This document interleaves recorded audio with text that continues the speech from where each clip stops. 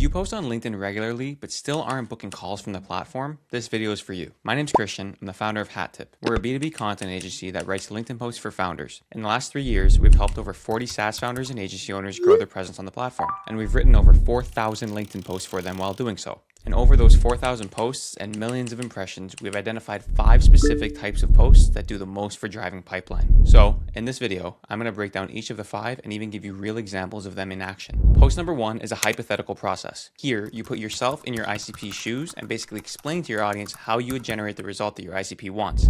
I'll use myself as an example because I do this a lot. I sell to founders trying to grow a presence on the platform or their marketing team who's tasked with helping them grow their presence. So knowing that, let's hop into these 2 examples. Number 1, here specifically in the hook, I said, if a founder with 0 LinkedIn presence asked me to optimize their profile to help them get leads, here's exactly what I'd do. Then I made a carousel showing a step-by-step of how exactly I would do this. What I want you to notice here is that this is a full, complete breakdown, valuable enough that I probably could have charged for it if I really wanted to. That's the bar for quality here. Notice how I use real examples and made it ultra shareable and savable for my ICP. If I was my ICP, a founder who wanted to generate leads on the platform, I would probably save this post. Hopping into the analytics here, because LinkedIn actually shows you how many people save your posts, looks like 44 people saved this one. To that point, let's hop into my best performing post ever in terms of pipeline because it's the exact same thing. Here, I said if a CEO needed a LinkedIn presence generating awareness and leads starting from 0, here's how I'd make it happen by time frame. Notice how I walk through step by step, nothing held back, exactly what I would do. Here, I basically just used all my tribal knowledge to spill as much value as possible. I even went over the character limit and had to extend into the comment section. Notably, we generated 50,000 impressions off this post. I also know because of our CRM data,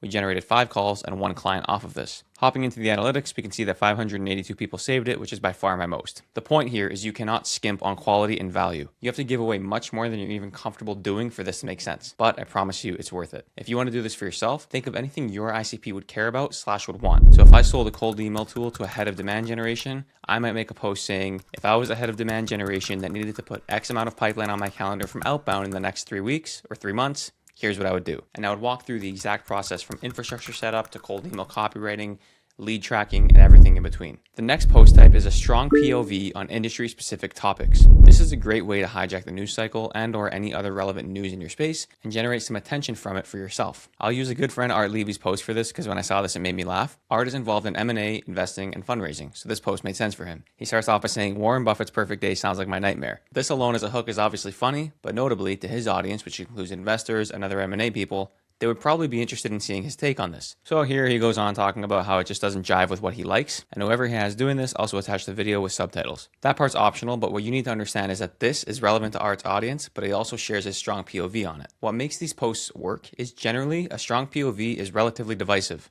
If it's a strong POV, not everyone will agree with it, and if not everyone agrees with it, they'll comment. Comments lead to more reach on LinkedIn. It's kind of a beautiful linear path. That isn't to say to get super divisive and make super inflammatory posts just for the sake of getting comments, but if you can do it, you should. Now, a great way to find out what people are interested / what's dominating the news cycle in your space, outside of just scrolling your timeline or thinking about conversations you've had, is intentionally scrolling the internet for these topics. Relevant subreddits to what you sell / what you do are a great place to look. For example, if I had some type of legal tech product, I can definitely look towards the legal tech subreddit to find out what people are talking about. If I wanted to sell that same cold email tool, I can go into the cold email subreddit or the outbound marketing subreddit. If you want to take this a step further, there are ways to build AI agents that'll give you full-on summaries in your Slack or email every morning or every week on the most dominant news topics in that space. But for the sake of this video, we'll keep it super simple. The point is that you basically just have to identify strong topics that are relevant to you / your niche and that you can have a strong take on without forcing it. Moving on, this is the most important post that I think any founder starting on the platform should make, is the origin story. First of all, this is a great way to just get your name out there. More importantly though, we have a ton of data basically showing that your audience and your network are more likely to like and comment on these posts, being that you're telling your story and they want to be supportive of you. You can only do this so many times before it gets stale, but I promise you it's worth doing. And if you're curious, the best origin story posts follow the exact same framework. They share where you're at today, ideally with some type of impressive numbers, whether that's your fundraised amount, your head count, whatever the case is. Then it travels back in time and shows where you were before you even discovered the problem. Where were you working? What were you doing? That type of thing.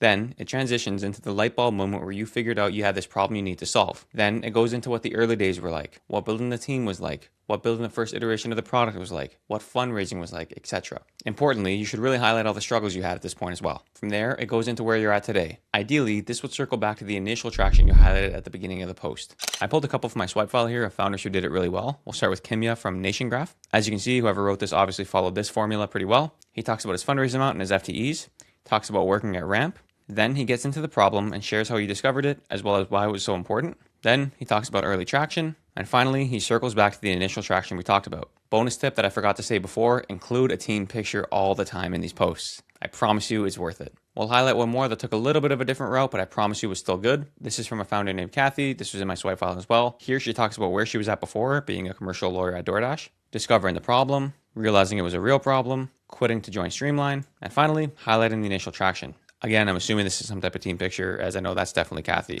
Post 4 is a case study. These are relatively simple, and especially if you're some type of established business, you definitely have some type of case studies, at least in terms of your sales deck. These posts are basically about just formatting them for social. You want to highlight where your customer was at before discovering you, how you met, what you did for your customer, the end result, and ideally include a quote from them. If you want to take it a step further like Omer did here, I believe he had some type of video or customer interview with the client that goes really well. That's an added bonus, a cherry on top, if you will. But notice how Omer highlights their problem, shares what that problem meant, shares why alternatives didn't work, shares what happened when the customer used their product, and uses a CTA to say comment or DM me if you want the same type of setup. This is not rocket science. These all generally will follow the same format. A lot of this, I'm not going to lie to you, depends on the strength of the client results as well as the authority of their logo. The last post is objection handling. The best way to do this is to take your last 10 to 15 sales calls, put them into ChatGPT or another LLM, and ask it for the objections your prospects most commonly mention during those calls. That should serve as the basis for these posts. If you have 5 objections, that's 5 posts. I can tell you for us, the most common founder objection we hear is that they don't want to appear cringe online. Now, in my case, I'm also a founder.